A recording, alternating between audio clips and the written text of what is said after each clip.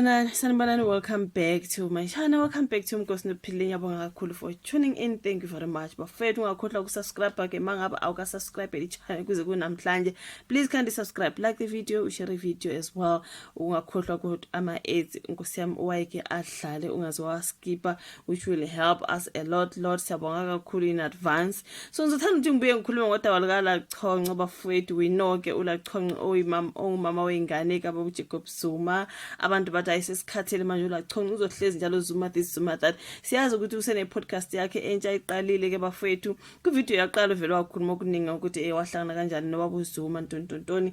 Manje ngibona kule angaze asemangaka ama video angabheka ukuthi mangaka ama video when it comes to podcast kala see kodwa engikwazi ukuthi isheshe yakhula. I think uLachonco nobanike the other lady with the Mommy Club, something like that. Bavele baqala ama podcast wabo ashesha akhula bafethu. I'm so happy for them. Ayakhula omunye ke uLoyasiso wa interview owami ubaby mama kaSomizi Mhlongweni what I mean. Yeah, I mean upalisa Madisakwane amanye ama podcast engiwabonile nje abantu abadumile. Hayi bafethu avele akhula kamnandi akhula kahle. So uLachonco upalisa Madisakwane uLoyasisi ukuthi indoda yakhe bishadi ingane encane laba abakhonza ngale kule nkonzo bathi abamafanta ntontoni. Bathu bani usisi bafethu I think is Nozipho Ntshangase something like that. They started their own podcast and akhula kahle lawo ma podcast ngiwathanda kakhulu ngivele ngiye bafethu ngiyobuka but I think angabheka ukuthi kula si asengaka ama video angifuni ngiqamba manga but le ngenye ama video enke ngayibona ke uphinde waphefumula ngoBaba Zuma nakule video okuyinto yabantu abathi la sicela ukuthi ungawuloko sitshela ngoBaba Zuma awusitshele nga something else awusitshele ngawe something else ngazami kumkhulumela bakithi ngathi ayibo phela uBaba Zuma uyingxenye empilo yakhe bafethu kuzomela ahleli nje you know mayisefika kule yaphat asho ukuthi hayi ngasuka lapho ngase ngiyaqoma uba umengameli wayesasengumengameli lesi sikhathi bafethu but now he's former president uJacob Zuma. So kule video I think ubekhuluma kakhulu ngokuxolela uZuma after everything that happened.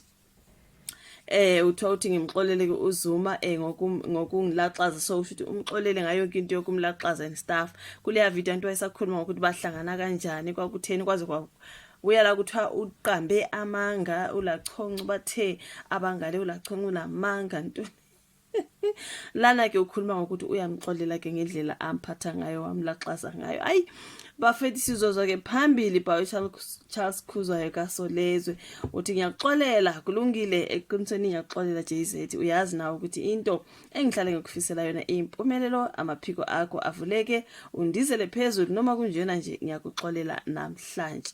Izona nkulumo zikaLasike bafethi ephefumula ukuxolela kwakhe ubaba uMsholoza usho kanje yinokanye uLachonco ke wodumo we the Real Housewives of Durban ngesikhathi ekhuluma kohlelweni alusakaza ku YouTube channel yakhe i-Timeline with uLachonco. Uthe ukwenza xolela umongameli we-MK Party umnumzana uJacob Zuma ngoba akafuni ukuhlala ephatheke kabi. uLachonco ke uthe kubhlungu uxolela umuntu okonile obelokhu ubulokumbona. Uthe izinkinga phakathi kwabo zaqala ngo-2018 emva kokuthola ke umntwana. So abantu abathi bafuna ukuyizwa lento yakuhlala uthi Zuma this Zuma that ayibazobhoreka ngempela bafethu but anyways I have to do this video. Uthe uzamile ke ukukhipha uZuma enhlizweni yakhe kodwa kwangavuma. Angithi abantu bathe bethi uLachonco samthanda uBaba Zuma uLachonco samthanda leba wabuye uLasiwa azothi hayi angisamthandi ngoba ngubaba wengane kanjalo nje mangibonakala ngale phela ngisuke ngihambisa izingane nanku kodwa kutheke uthe uzamile ukumkhipha enhlizweni yakhe kwangavuma.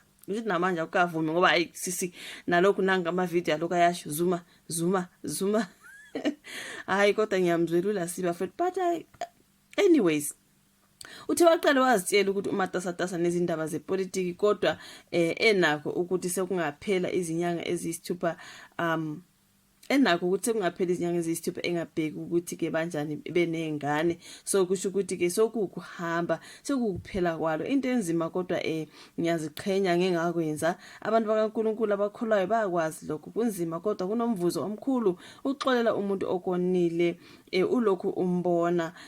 Utheke kwagcina ke kuphuqelekile kuba ayombona ngonyaka odlule eyombuza ukuthi kwenzakalani ngempela phakathi kwabo kodwa uthe uZuma wavele wangaphendula. Siyesambona phela ngonyaka odlule I think usho khona uLachonco wabonakala phela emagcekeni akaZuma kwathiwa hayi ubehambisa ingane ntontoni so wayena wayeyofuna impendulo kahle kahle.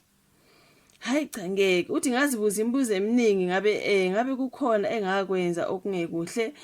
Uthe kwavele kwathi akakhale kodwa wazibamba inyembezi ngoba wayengafuni ukukhala phambi kukaZuma. Uthe okumkhathaza kakhulu ingane ehlala imbuza uyise kangangoba ke nasesikoleni sayo sebeke bambiza bemcela ukuba atshele uZuma ukuthi ingane iyamdinga ngosuku lwayo lokuzalwa. Uthe akakwazi ukushiya ke ingane eneminyaka eyisithupha kwaZuma ngenxa yezimo azaziyo zakhona. Ize ekhuluma kanje nje uLachonco kodwa umndeni kaZuma bewusukhiphe isexwayiso wasibhekisa kuLachonco ukuba ayeke ukukhuluma ngoZuma kule nkundla yokuxhumana. Ngake ngezwe amahebezi ukuthi abakaZuma bathi abafuni lento kaLasi yokuhlala ekhuluma ngobaba uMsholozi on social media. Sithe masimbona ka The Real Housewives of Durban engakhulumi lutho ngezothando, abantu bebheka ukuthi mhlawumbe uzoshare ngokwaZuma intontoni wangasho lutho uLasi. Abantu bathi hayibo guys, waxwayiswa ukuthi engazoshare indaba zakaMsholozi when it comes to social media since ube ku reality show, you know what I mean. Wayengafuna ukushare kwanto uLasi ezabanye indaba sizizwa naye ezakhe dololo eloke ekhuluma ngopetal wayexwayisa ukuthi engakhuluma. Manje ngiyamangala ngoba manje usene podcast ke usaloke ekhulumile, so angazi ngiyacabanga ukuthi kuye kwaphuma isixwayiso ukuthi ke engaloke ekhuluma ke ngezindaba zalapha ekhaya kaZuma. So angazi bafethu ke manje uqhubeka kanjani uLasi. So engxoxweni ekhethekile ke ebiphakathi kweDaily News okuyiphephandaba ke elinguza kwabo wesolezwe ngempela sonto nomfowabo kaZuma uKhanya ohlala eNkandla wadlulisa ukukhathazeka ngokuvela kwezindaba zomnewabo esidlangalaleni. Akuyona into elungile kunoma ubani ukudalulela umhlaba izimfihlo zakho zasekameleni, kufanele ayeke lokho akwenzayo. Ngikhuluma njengomfowabo kaZuma, angikuthandi uLachonco akwenzayo, kwakusho ke ubaba umfowabo kababa uZuma ukuthi abakuthandi ke akwenzayo uLasi. uKhanya uthe izenzo zikaLachonco ke zithunaza isithunzi somndeni futhi ziqede ukwethembeka nokuhloniphana okufanele kube phakathi kwabantu abake bathandana. Uthe uyaqonda ke ngokuphatheka kabi nokulimala kwemizwa, kodwa kwesinye isikhathi kusemqoka ukuthi sihloniphe ingasese lomunye. Lokhu ke akuhlangene nemuva kodwa kumayelana nokuvikela isithunzi esazo zonke izinhlangothi ezithinthekayo, ikakhulukazi izingane. uKhanya uthe umnewabo uzama ngayo yonke indlela ukunqanda ukubhutyuka kwezindaba zakhe. Angisho ukuthi akumele akhulume ngezindaba zakhe zezothando, kodwa kufanele ukuthi kube nendlela enenhlonipho ezibikwa ngayo. Awukwazi ukutshela umhlaba wonke ngezindaba zakho zasempedeni. Akazi kodwa uLasi yakhuluma ngezindaba zasempedeni bafethu, nokukhuluma nje ukuthi nje wahlangana kanjani nobaba uZuma, uphoxeke kanjani. Abantu bethi hayi usamthanda ubaba uZuma. uLasi athi no, ayisekho nje imizwa ngoZuma ntontontoni. So izwe lezo ndaba zasekamereni angazi bafethu, akakaze kodwa aye deep, but she always shares how she's disappointed.